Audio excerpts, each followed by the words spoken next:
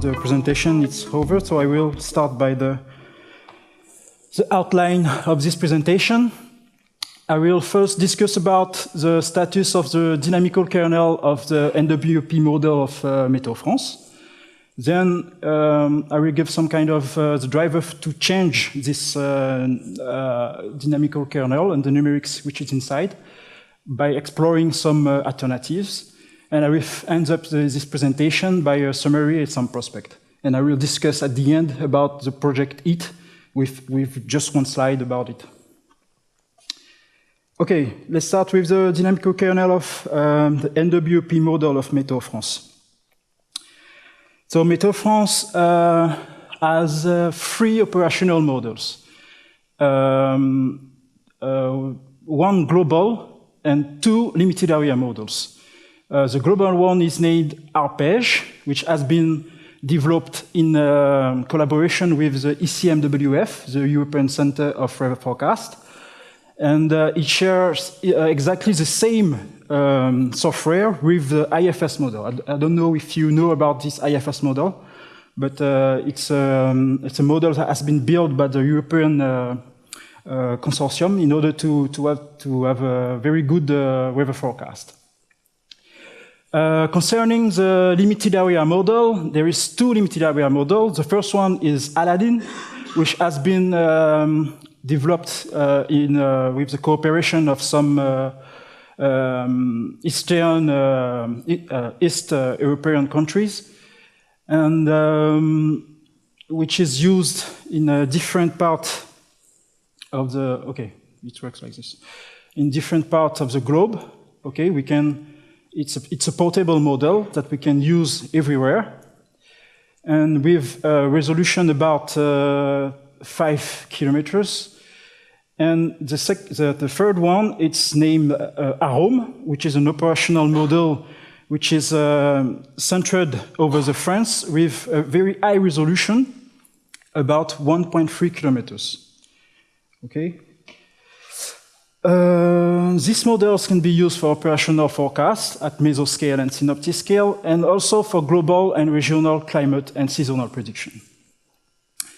Concerning the main features of this dynamical kernel, in fact, we use a compressible non-hydrostatic or hydrostatic governing equation, which is cast in vertical coordinate, which is an hydrostatic pressure-based terrain-following coordinate. That means that we do not use the 8 the altitude as a vertical coordinate, but we use the pressure, the hydrostatic pressure, which is linked to this 8 through the hydrostatic relationship monotonically. And also we use the fact that we want that our vertical coordinate follow the orography. Okay. Concerning the horizontal discretization, we use the spectral transform discretization. I will discuss about it. The time stepping that we use, it's a semi-implicit, or what we call iterative centered implicit time stepping techniques. And for the transport, we use semi-Lagrangian scheme. Everybody is familiar with this? It's okay. I will discuss a little bit about it. Concerning the governing equation, the equation that we use are an approximate, fully compressible set of equations that had been cast in this hydrostatic pressure coordinate.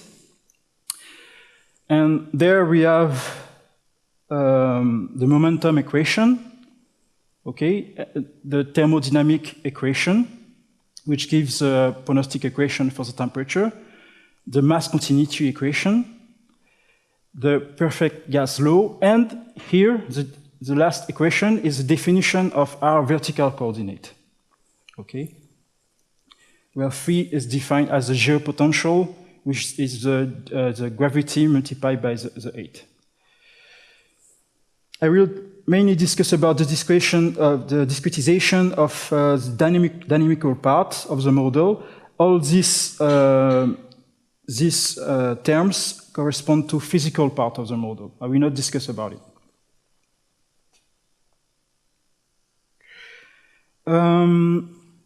We can make some approximation to this equation to filter out the acoustic wave, because we know that it's well known that this acoustic wave may have an adverse effect on the numerics.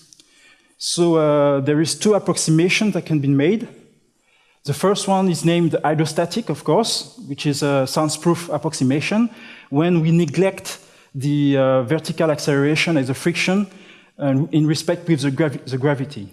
Okay, it is done like this, and in this case, the pressure is exactly equal to our vertical coordinate, which is hydrostatic pressure, and the vertical velocity now is not it is no longer a pronostic variable, but it's become a diagnostic variable that we have to determine through the inversion of some kind of Richardson equation. I will not go deeper into detail on this.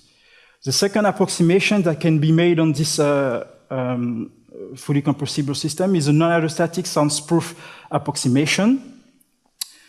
And in this case, we replace the true density by some pseudo density, which do not depend on the pressure. And it gives some equation like this, and the dependency on the pressure is removed, just like this, in order to filter the acoustic waves.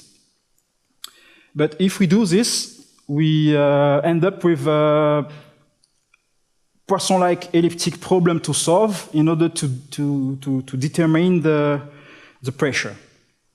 Okay. Now I'm going to discuss about the space discretization that is used in the Météo France and WP model. And it is named the spectral transform discretization, where the field is horizontally represented by a decomposition on spectral basis function. Over the sphere, we use Lagrange Legendre Fourier transform, Fourier basis function, like this. Okay, this is the Legendre and the Fourier. Okay, and for the limited area model, we use somehow the same techniques, but with a plan. We make some kind of transformation of the plan, some torus transformation of the plan, in order that the domain be periodic, and we applied the Fourier decomposition. So this expansion in basic function gives a very accurate manner to evaluate the horizontal derivative, because we can use the analytic expression of the derivative of the basic function in order to get the horizontal derivative. But for the nonlinear product, the things are completely different, because we have to perform this nonlinear product in the physical grid point space, and then we transform in spectral space this product, because if we do all the product in spectral space, it will be very costly. Here I represent a schematic view of the integration loop of the spectral model, where, in fact, imagine that we start with an initial condition in spectral space, that we know the spectral coefficient of this initial state. First, we have to invert to make this inverse transform to go to the physical space with the derivative. Then, we do this inverse transform. Then we go to the grid point space to make the semi-Lagrangian trajectory advection and to compute the physical parameterization, to make all the product, the nonlinear product. Then when everything is done, once it's done, we do this direct spectral transform in order to make this time here the direct spectral transform to make all the spectral computation in wave number space, where we do the semi-implicit calculation and the horizontal diffusion. Okay, this integration loops is very effective. But the strength of the spectral transform method it's a high order but very, very accurate space discretization. And the even order horizontal operator, like this, has a diagonal form in spectral space. This is very important because, like this, we can deal with diffusion in an implicit way and very easily. But there is some weaknesses, which is linked to if you have there is some requirement for the fields. They have to be smooth in order to avoid the drift phenomenon. And also we have a very weak scalability property because when we do the spectral transformation, at each before and after the spectral transformation, we need to do some kind of global transposition, I mean global communication, in order to make it. So, because of this, the spectral transform method is not do not scale well, and in fact, the time to solution. I mean that when we look for the scalability curves of this method, we can see that the time to solution do not decrease when we increase the number of processor. In fact, what's happened when we looked into some scalability diagram, you have some how to say it, some ideal curves for the scalability, the perfect scalability. But when we use spectral transform, in fact, we can see that by increasing the number, even drastically the number, by multiply by 4 or by 10 the number of processor, you will not decrease the time to solution. That's something like this. But I have the pictures for this, but I forget it at home. Now I'm going to talk about the time stepping method. And for this, I will first give some useful notation for this. I think that you are familiar with the Eulerian formalism, okay, where in fact the pronostic equation can be written like this, where A here corresponds to the horizontal and vertical advection process, and V, this V, which is inside, it's a contravariant velocity vector. And M hat describes the remaining part of the dynamical system. I mean, wave propagation and rotation effect, Coriolis effect. The superscripts plus, 0, minus, they will denote the value of the variables at time t plus delta t, at the current time, t, and at the previous time step, t minus delta t. The subscripts f will denote the final position of the model grid point of the trajectory, and O will denote the departure point of the trajectory one time step before. And this O is not necessarily on the grid point, on the model grid point.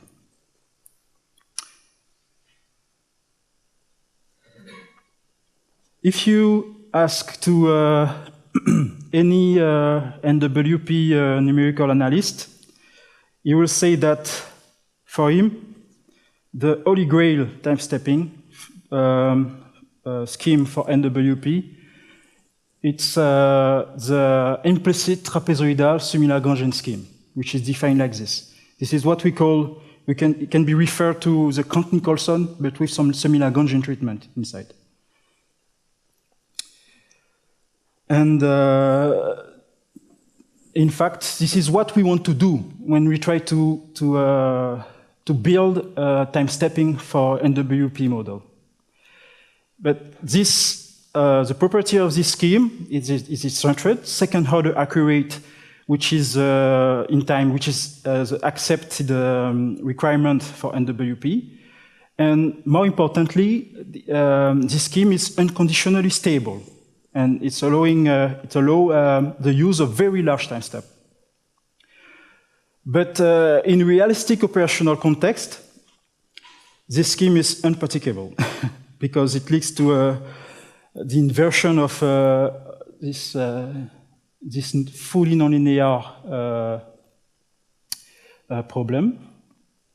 And besides the fact that this V plus here, it's unknown, okay? So we have to find a way to extrapolate it or to get it, but this is unpracticable because of this.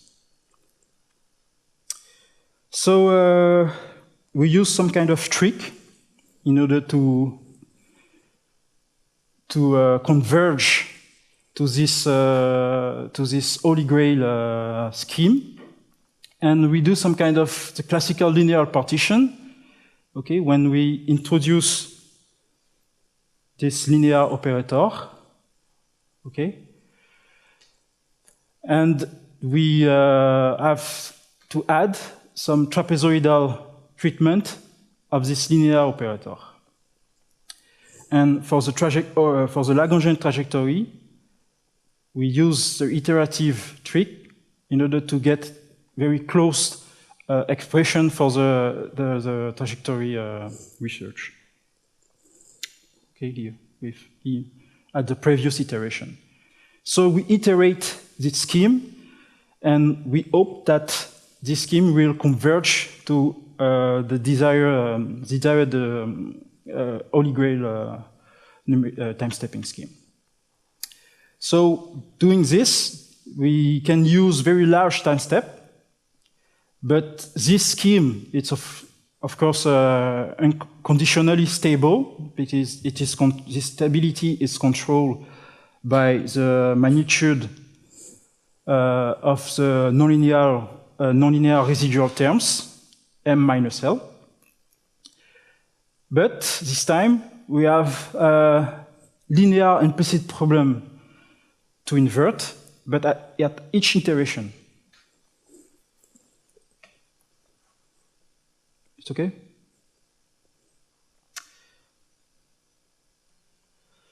So, which choice for this linear operator? In fact, the construction of this L star consists in the linearization of the nonlinear dynamical system around a resting, quiescent, isothermal, hydrostatically balanced semi-implicit reference state, which is called X star, just like this. Okay, and in fact, the closer L star is from M, and more the scheme will converge toward the perfect scheme.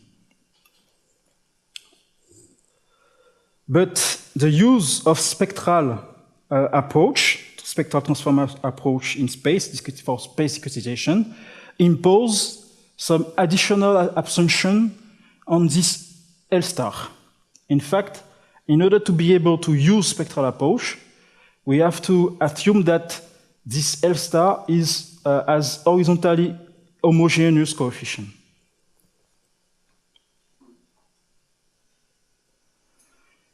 The advantage of this lies in the fact that the linear implicit problem can be easily reduced to a single horizontally homogeneous 3D Helmholtz-like problem, which can be directly solved with spectral method. This is a very, very efficient implicit resolution in spectral space. But the inconvenience of this horizontally homogeneous approach, it's mostly at high resolution. Because due to this horizontally homogeneous approach assumption, we can afford to introduce the effect of the mountain, of the orographic forcing, in the implicit problem. And the implicit treatment of these orographic terms have a detrimental impact on the scalability, on the stability. And even we can have some unconditionally unstable semi-implicit scheme at very high resolution, about 100 meters.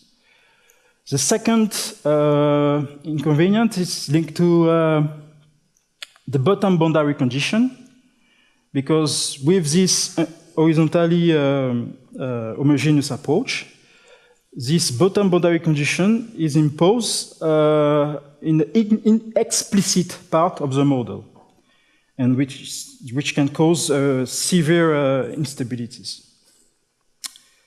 As an illustration of this, I display the IFS, because IFS share exactly the same numerical algorithm as Météo France, and the BOP model of Météo France.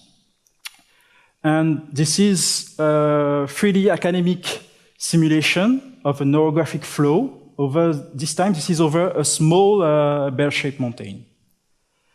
And this is a non-allostatic, what we call a non-allostatic nonlinear flow. And you can see this is a vertical velocity response solution. Okay. And now we just increase the slope of the mountain for a steeper slope. And we can see that there is some dramatic problem here. And in fact, afterwards, the simulations blows up.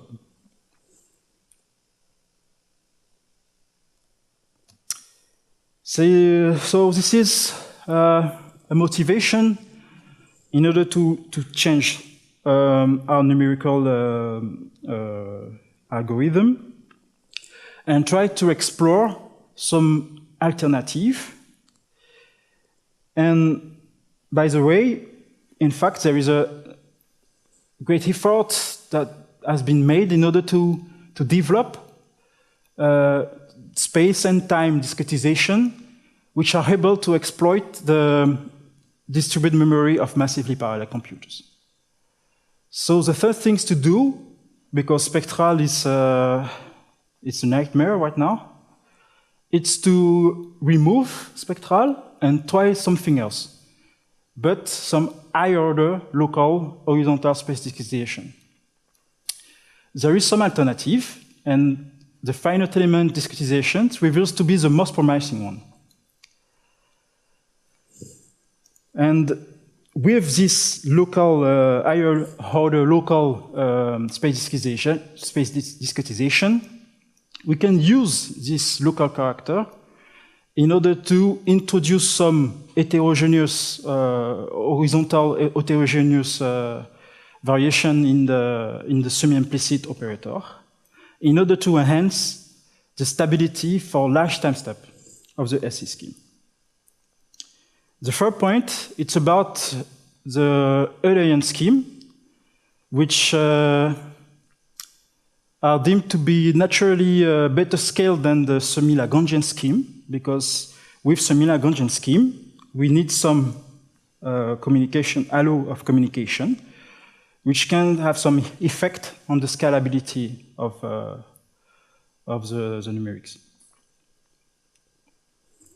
And it's one of the Eulerian flux form straightforwardly conserve mass. So, but why high order? Because we can consider low order, but why high order?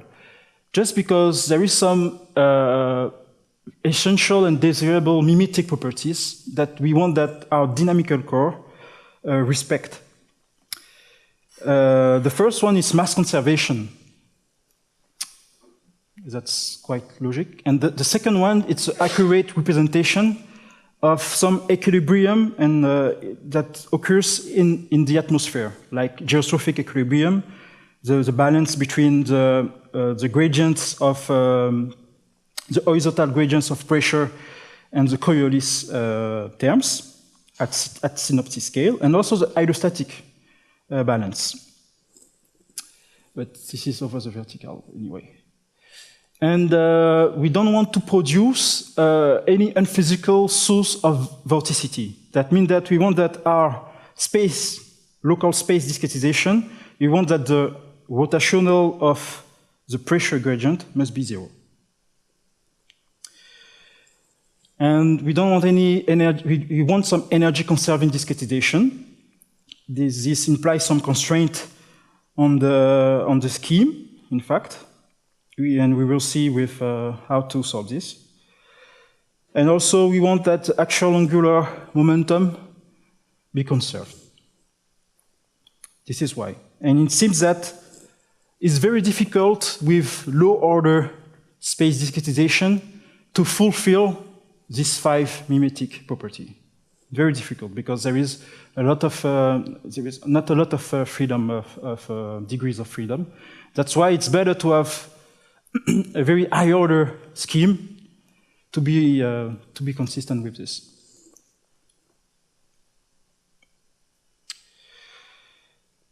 But there is some side effect of the use of high order local space discretization on semi-implicit time stepping scheme.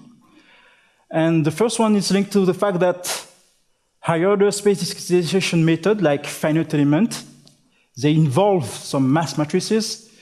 And these mass matrices can be an hurdle in order to reduce in a single elliptic equation the implicit problem. Okay? I can give an example because you know that the implicit problem is I, the identity minus delta t of the linear operator, and this is this operator that we have to invert. But with finite element, this I is not high anymore. It's some matrices which can be tridiagonal matrices, and somehow we can, sometimes we will need to inverse these matrices in order to make the reduction. And it's not a good thing to do. And another effect of the use of higher order local space discretization, it's the fact that now we need to use some iterative solver, but scalable, it's better. And for this we use Krylov solver, CEMRACS, CGR, or multi-grid solver, and which is the most promising techniques. But there is some issue, anyway, with this. And you can see this is a study of Müller and Schneider. When here they try to solve Elmo's problem, which is generated by the semi-implicit scheme. And they do some kind of scalability studies, try to use different kind of solver, and mostly conjugate gradient solver and algebraic and geometric multigrid solver. And in fact, here, this is the number of cores and the time to solution. And you can see that, in fact, we have for, okay, the multigrid, geometric multigrid is the best, for sure. But the time to solution do not decrease when we increase the number of cores. And it stays flat. That, what? Isn't that weak scaling? Like I thought they were keeping the same amount of work per process, just increasing the number of processes. Yes, it's just an increasing number of processes, and in fact, when you increase it and you try to solve this Elmos problem, it's still the same. In fact, the time to solution remains the same. It should say flat. It's weak scaling. Yes, it's weak scaling. Yeah. So like flat's the best you would expect. It's also the same problem. No, it's the same problem. I think it's weak scaling. It says so. Yeah. On the left there, you've got the number of grid cells per processor. It's still the same. It stays the same. And Yes. Increase the number of processes. The number of the dimension of the problem is still the same, and the number of processors increase. Okay. So it's strong scaling. We expect strong scaling, but it is weak. We should talk afterwards. Okay. And okay, but there is anyway. It's very difficult to find some very solver, iterative solver, which fulfills this strong scalability. This is strong scalability. You're right. In fact, the goal is to find something which can be strongly scalable, but we have only weak scalability. And I can say it's the same for Spectral, in fact. We have weak scalability. That's the best that we can expect. But we want to change this and try to design some new algorithm we can be strongly scalable.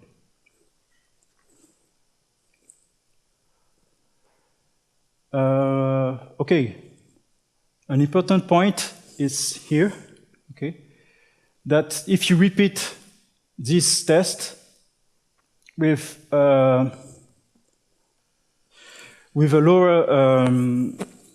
smaller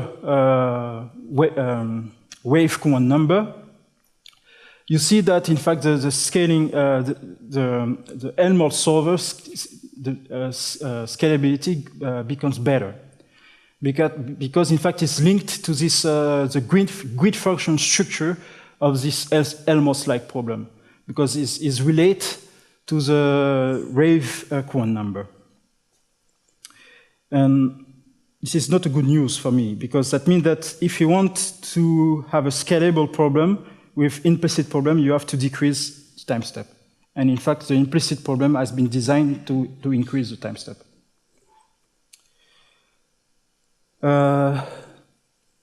This time step dependency completely disappears when we use Poisson-like solver for NH. That means that you don't have the same behavior for the Poisson problem, because the Poisson problem is not used in order to achieve some kind of stability, but in order to fulfill some kind of equilibrium between the fields and the velocity fields and in horizontal and vertical. It's not the same. But there is some need for some fallback time stepping solution, which is called horizontal explicit and vertical implicit AVS schemes.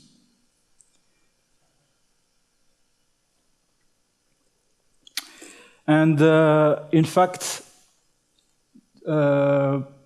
what we call AV scheme, it's the fact that we implicitly deals with the vertical and explicitly treated the horizontal. And the system can be split in two parts, with advection in the explicit, and this M is the horizontal part of the model, of the acoustic part of the model, and this MV, it's vertical part. And this approach is justified by the fact that, in fact, in atmospheric model, which we retain the whole grid column on each processor, and the fact that the delta X is much larger than the delta Z. And it's also justified by the fact that if we implicitly treat this vertical part, we will implicitly treat the vertical propagation of the acoustic modes, which impose the most severe current Friedrich-Levy restriction on the time step. So we can combine this heavy approach with some kind of Wunsch-Grutter multi-stage scheme. And the general, it's called RK IMEX heavy scheme. And the general algorithm can be written like this.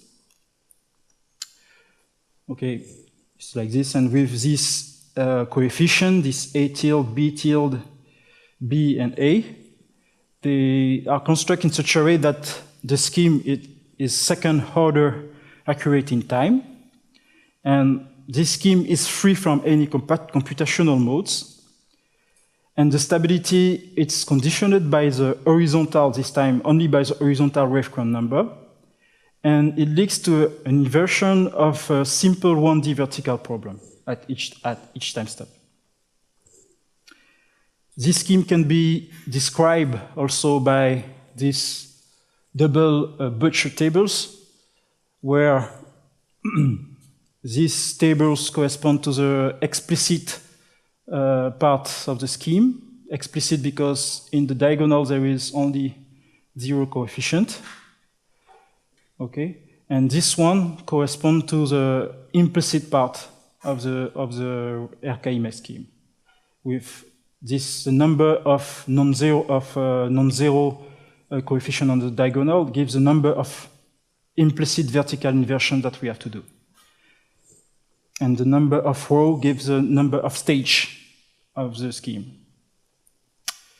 Okay, and this is an example of the trap 232 minus 1. This is something that Locke et al.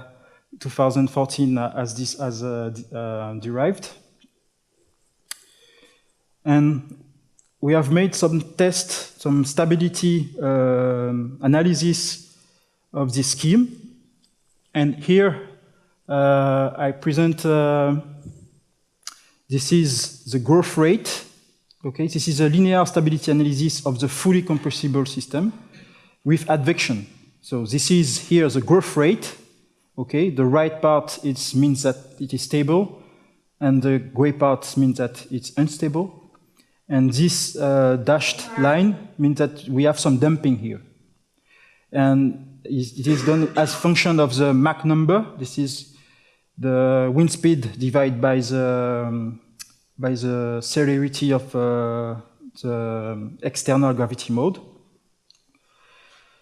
And here, this is the courant, the external gravity courant number.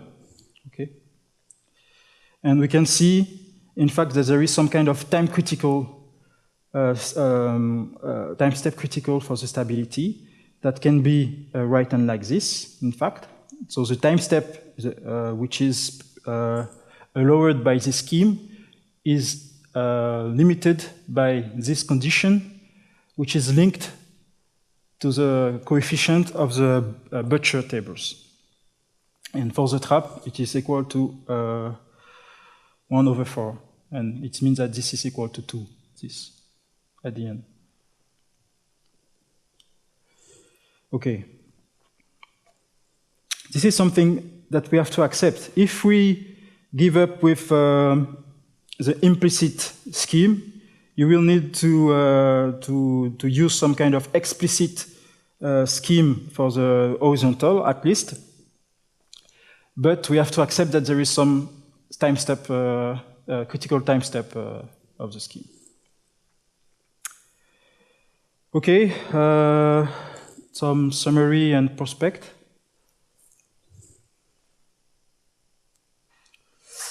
So, this is a summary of all the things that I've said. In the perspective of the massively parallel memory distributed architectures, in fact, the existing spectral transform, it's become now an obsolete method for NWP. And you want to replace it by some kind of local higher order space discretization. But in fact, we have already explored a lot of possibility and discard all the possibility which are not satisfactory in terms of representation, dispersion representation of the waves, and also in terms of how expensive it is. And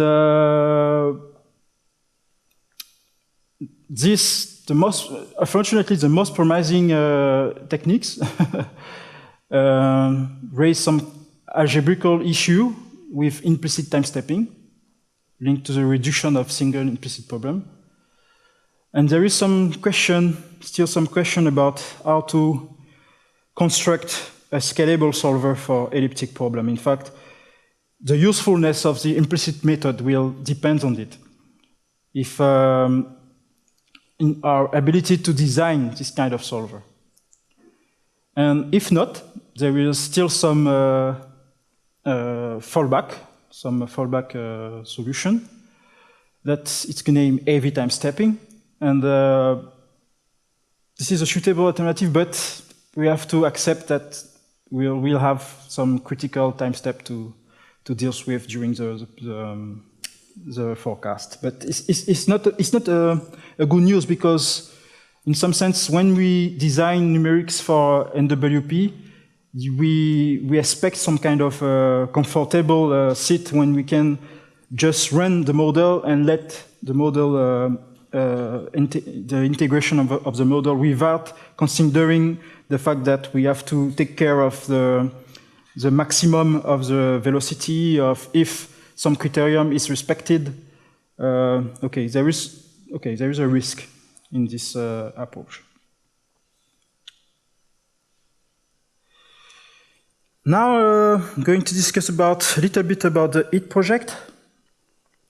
So the participants of this is LMD, the IPSL, Météo France, INRIA, CERFAX, LEGAS. And the objective of this is to design a highly efficient dynamical kernel for atmospheric model. And the basis is to design equation by using discrete Hamiltonian principle. This has already been done for the hydrostatic part, but we want to do it to extend it for non-hydrostatic system. This is something that is done in collaboration between LMD and Météo France.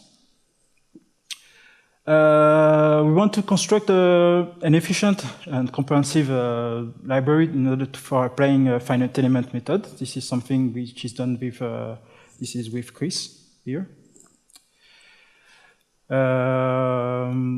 There is something which is going to start with the INRIA, and we're looking for a postdoc position for this, in order to explore various options for elliptic Helmholtz solver. And something has already started with the AV time stepping method. This is something that I have presented some brief result about it. And the goal is to try to extend the time step critical limit of this. It's something that we have already started with some PhD, and this is done in collaboration with the LMD. Thank you for your attention.